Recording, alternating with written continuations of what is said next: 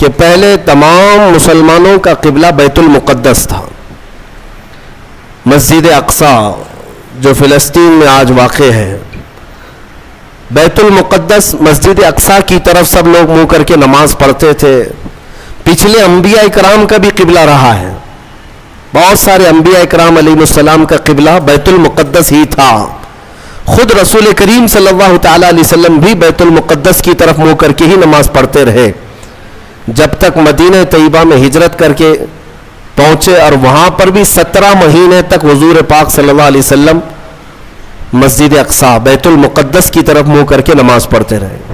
لیکن ایک وقت ایسا آیا میرے عزیزوں، رسول کریم صلی اللہ تعالی علیہ وسلم ظہر کی نماز پڑھا رہے تھے صحابہ کو.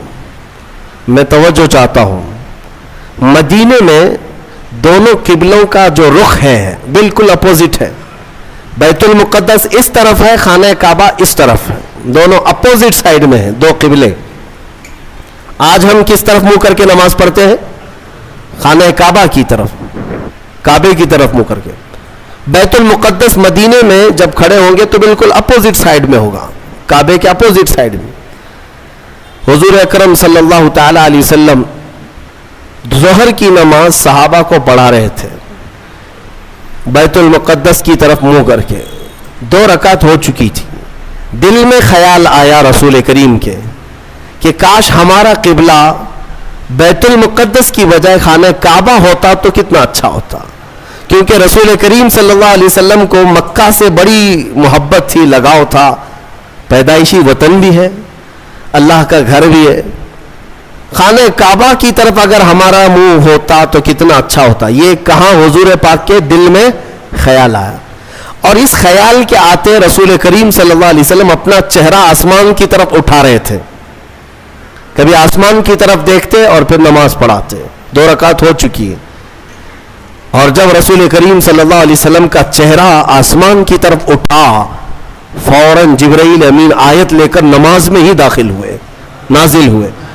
کیا آیت تھی جس کی آج ہم نے تلاوت کی ہے؟ فرماتا ہے مولا قد نرا تقلب وجہک فی السماء، اے محبوب ہم آپ کا چہرہ اٹھانا دیکھ رہے ہیں. آسمان کی طرف آپ جو چہرہ اٹھا رہے ہیں آپ، وہ ہم دیکھ رہے ہیں. اللہ فرماتا ہے فَلَنُوَلِّيَنَّكَ قِبْلَةً تَرْضَاهَا، ہم آپ کو اسی طرف پھیر دیں گے جہاں آپ کی مرضی ہوگی. ہم آپ کو اسی طرف پھیر دیں گے، اسی طرف آپ کا قبلہ بنا دیں گے جہاں آپ کی مرضی ہوگی. خدا کی رضا چاہتے ہیں دو عالم، اور خدا چاہتا ہے رضا محمد. اعلیٰ حضرت یہ فرماتے ہیں ساری دنیا کس کی رضا چاہتی ہے؟ اللہ کی. اور اللہ کس کی رضا چاہتا ہے؟ خدا چاہتا ہے رضا محمد. اے محبوب تم راضی ہو، آپ کی مرضی جس طرف ہوگی ہم آپ کو اسی طرف پھیر دیں گے. اتنی بات ہی نہیں، اس کے فوراً بعد جو آیتیں آپ تلاوت کریں گے قرآن پاک سورہ بقرہ میں 2 پارے کا پہلا صفحہ جب آپ پڑھیں ترجمے سے پتہ چلے گا آپ کو. یہ آیتیں تو آئی، اے محبوب ہم آپ کا آسمان کی طرف چہرہ اٹھانا دیکھ رہے ہیں، ہم آپ کو اسی طرف پھیر دیں گے جہاں آپ کی مرضی ہوگی. اس کے فوراً بعد آیت آتی ہے فَوَلِّ وَجْهَكَ شَطْرَ الْمَسْجِدِ الْحَرَامِ، دیر کس بات کی محبوب، ابھی اسی حالت میں آپ قبلہ بیت المقدس کی بجائے کعبے کی طرف کر لیں. بیت المقدس کی بجائے کعبے کی طرف ابھی کر لیں نماز کی حالت میں. حکم نماز کی حالت میں ہوا، اور رسول کریم صلی اللہ علیہ وسلم 2 رکعت کے بعد پھر گئے بیت المقدس سے کس طرف؟ خانہ کعبہ کی طرف. بالکل اپوزٹ ڈائریکشن ہے دونوں بھی. میں آپ کو بتا رہا ہوں، پیچھے صحابہ کی جماعت ہے. میں اگر آپ کی طرف گھوم جاؤں تو مقتدیوں کا آمنا سامنا نہیں ہوگا. امام پیچھے ہو جائے گا، مقتدی آگے ہو جائیں گے.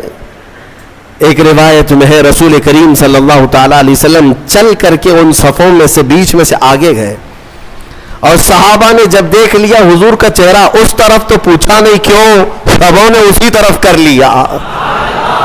دین اسی کا نام ہے جس طرف رسول کا چہرہ ہے. یہ پوچھنے کی ضرورت نہیں کہ آقا اب تک یہاں تھا اب یہاں کیوں، کسی صحابی نے پوچھا نہیں، سبوں نے اس طرف منہ کر لیا. نماز کے عالم میں پوچھ تو نہیں سکتے. لیکن جب رسول کا چہرہ دیکھا میرے عزیزو یہی تو اصل دین ہے.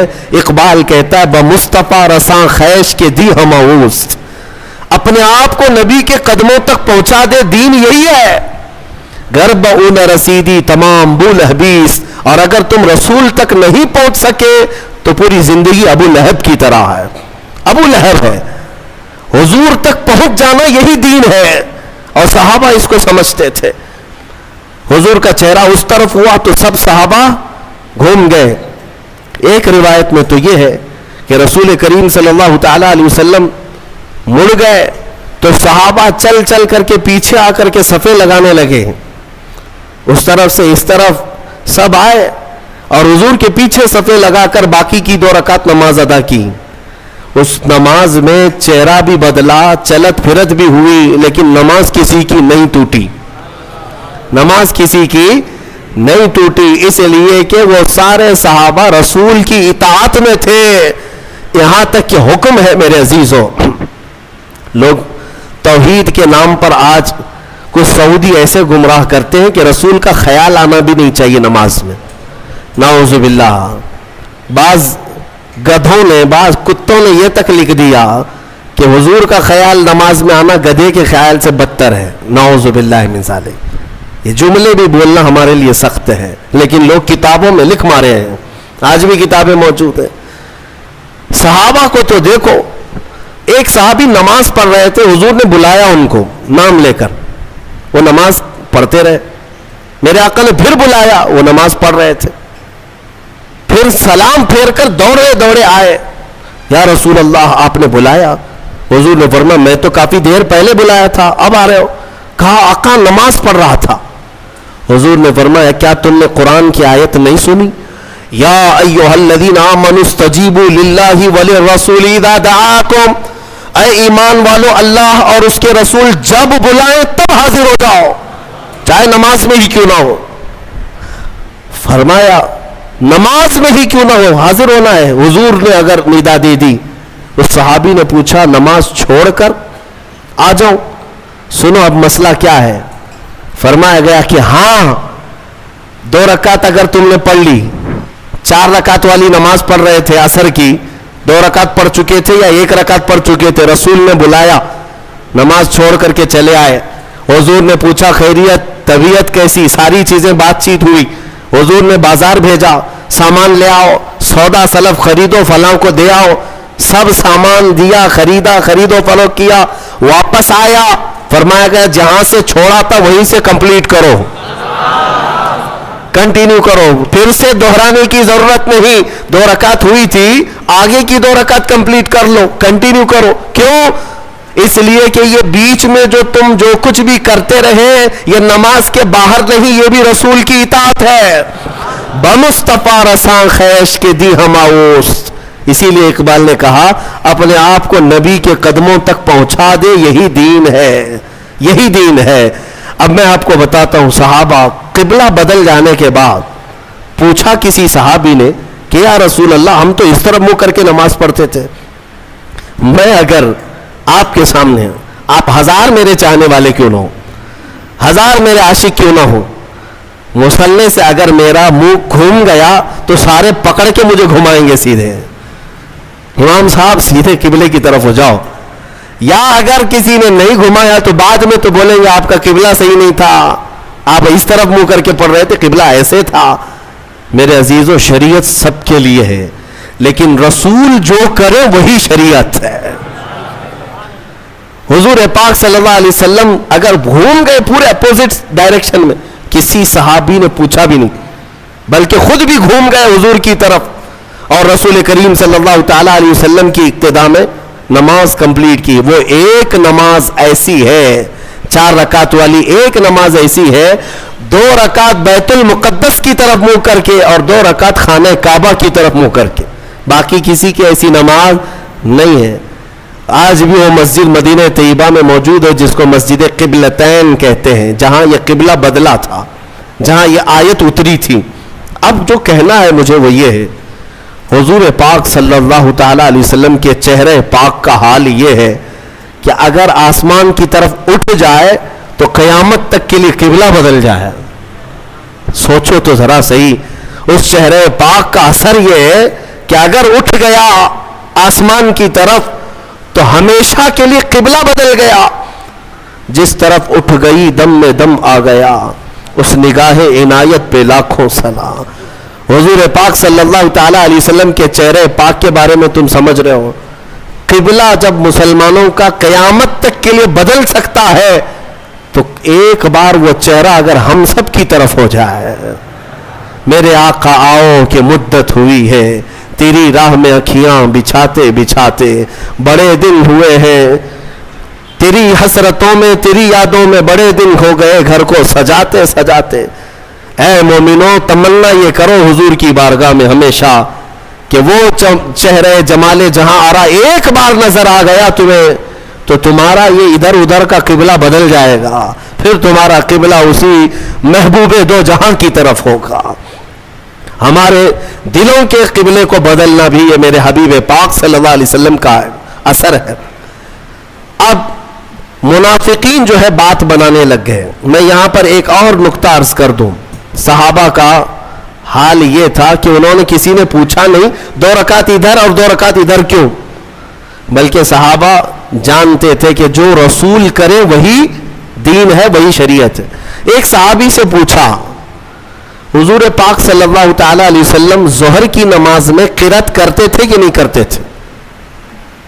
حضور ظہر کی نماز میں قرات کرتے تھے؟ یعنی آپ سب کو معلوم ہے نا 3 نمازیں جہری ہیں، 2 نمازیں سری ہیں، فجر مغرب عشاء، اس میں زور سے قرات کرتے ہیں امام، ہے نا؟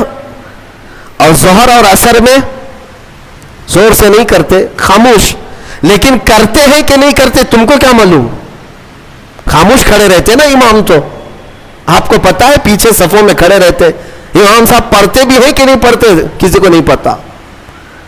اب حضور پاک صلی اللہ علیہ وسلم ظہر کی نماز میں آہستہ ہی صحیح کچھ پڑھتے تھے کہ نہیں پڑھتے تھے؟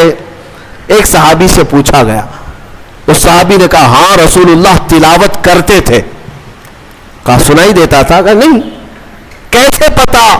وہ صحابی کہتے ہیں میں پیچھے صف میں کھڑا رہتا اور حضور کے چہرے کی طرف دیکھتا، آپ کی داڑھی مبارک ہلتی رہتی تھی، داڑھی مبارک ہلتی رہتی تھی۔ اس کا مطلب یہ ہے کہ میرے آقا نماز میں خاموش نہیں تلاوت کیا کرتے تھے۔ اے میرے عزیزوں ان صحابہ سے پوچھو نماز میں تمہیں کعبے کی طرف دیکھنا چاہیے یا رسول کے چہرے کی طرف؟ ان صحابہ کی ترجمانی اگر کہیں سے ملتی ہے تو بریلی کے امام کی زبان میں، وہ کہتا ہے حاجیوں آؤ شہنشاہ کا روضہ دیکھو، کعبہ تو دیکھ چکے، کعبے کا کعبہ دیکھو، کعبے کا کعبہ دیکھو۔ صحابہ جو دیکھتے تھے وہ کیا تھا؟ کعبے کا کعبہ تھا، اور وہ ان کی نمازیں نہیں ٹوٹتی تھیں۔ ہاں آپ سب چاہے کتنا بھی بڑا امام ابھی آئے، آپ کو حکم نہیں ہے کہ امام کی طرف دیکھتے رہو، آپ کو حکم نہیں ہے، آپ کعبے کی طرف منہ کر کے رکھو۔ اب کے زمانے میں امام کے پیچھے ہیں آپ، لیکن امام کو دیکھتے مت رہو نماز میں کہ امام کی ٹانگ اٹھی ہے یا پیر اٹھا ہے، پیجامہ نیچے آیا ہے، کیا ہو رہا ہے اس کا نماز میں، یہ تمہیں حکم آج نہیں ہے۔ نماز میں اگر کھڑے ہو گئے تو قبلے کی طرف منہ رہے۔ صحابہ کرام کا حال یہ تھا کہ وہ اپنے رسول کو دیکھا کرتے۔ اتنا ہی نہیں میرے عزیزوں، اتنا ہی نہیں، ایک اور بات میں بتا دوں۔ آج مدینہ طیبہ میں اگر آپ جائیں گے، اللہ سب کو حاضری نصیب فرمائے، یہ حضور کا محراب اس طرف ہے سامنے، حضور پاک صلی اللہ تعالیٰ علیہ وسلم کا محراب سامنے ہے، اور جب محراب کی طرف منہ کر کے کوئی کھڑا رہے گا تو بائیں ہاتھ کی جانب حضور صلی اللہ تعالیٰ علیہ وسلم کا حجرہ، جو روضہ ہے آج بھی حضور کا، وہی حضور کا حجرہ تھا جس میں میرے آقا صلی اللہ علیہ وسلم حضرت عائشہ صدیقہ رضی اللہ تعالیٰ عنہا کے ساتھ قیام فرماتے۔ وہ حجرہ عائشہ صدیقہ ہے جس میں میرے آقا دفن ہے۔ آج کہاں ہے وہ؟ یہ سامنے محراب اور ادھر بالکل بائیں سائیڈ میں حجرہ ہے حضور کا، دروازہ بھی اس کا وہی تھا۔ جب اقامت یہاں بولتا مؤذن، حضور حجرے سے نکلتے تھے، اور جب حضور حجرے سے نکلتے صحابہ کھڑے ہو جاتے تھے اور صفیں لگ جاتی تھی۔ اندازہ کرو قبلہ ادھر ہے اور حضور کا حجرہ ادھر ہے بائیں جانب، حضور اکرم صلی اللہ تعالی علیہ وسلم کی وفات سے چند دنوں پہلے کی بات ہے، یہ آخری ایام ہے ظاہری زندگی کے، جب رسول کریم صلی اللہ تعالی علیہ وسلم علالت میں تھے، تکلیف بہت زیادہ تھی، بخار کی شدت تھی، 1 مہینے تک بخار کی شدت رہی، سفر کے مہینے میں۔ ان دنوں میں بعض مرتبہ ایسا ہوا حضور اکرم صلی اللہ تعالی علیہ وسلم اپنے حجرے سے نکلتے تو 2 صحابہ کے کندھوں پر ہاتھ رکھ کر کے آتے تھے، تکلیف کی شدت تھی لیکن پھر بھی مسجد میں آ جاتے تھے۔ لیکن آپ کی وفات سے چند دن پہلے ایسے حالات پیش آئے کہ حضور اپنے حجرے سے باہر نہیں آتے تھے۔ صحابہ کی نمازیں کون پڑھاتا تھا؟ حضرت ابو بکر صدیق پڑھاتے تھے، مصلی پر آپ بڑھتے، نمازیں آپ پڑھاتے، 17 نمازیں حضرت ابو بکر صدیق نے پڑھائی۔ ایک روایت میں پڑھتا ہوں تو آنکھیں بھیگ جاتی ہیں، مغرب کی اذان ہو چکی، صفیں لگ چکی، مؤذن اقامت بول چکا، حضرت ابو بکر صدیق مصلی پر جا چکے، تکبیر باندھ لیے، اچانک حضور کا حجرہ کھل گیا۔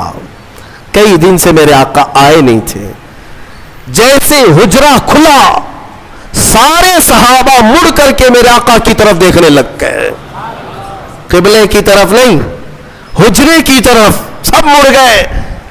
اور جب رسول کریم صلی اللہ تعالی علیہ وسلم کے چہرے پاک کی چمک دیکھا، سارے صحابہ کے دلوں میں ایسی رقت طاری ہو گئی، ان کی آوازیں بلند ہو گئی۔ بعض نے ہاتھ پر آواز مار مار کر کے کہا، ابو بکر پیچھے آ جاؤ، آفتاب رسالت آ چکے ہیں، رسول کریم صلی اللہ تعالی علیہ وسلم آ چکے۔ میں یہ نماز کی حالت کی بات کر رہا ہوں، نماز کی حالت۔ صحابہ جانتے تھے کہ رسول کی رضا ہی یہ اللہ تک پہنچنے کا ذریعہ ہے، اگر رسول کو راضی کر لیا تو ساری عبادتیں ہیں، اور اگر وہ راضی نہ تو ساری عبادتیں فضول ہیں۔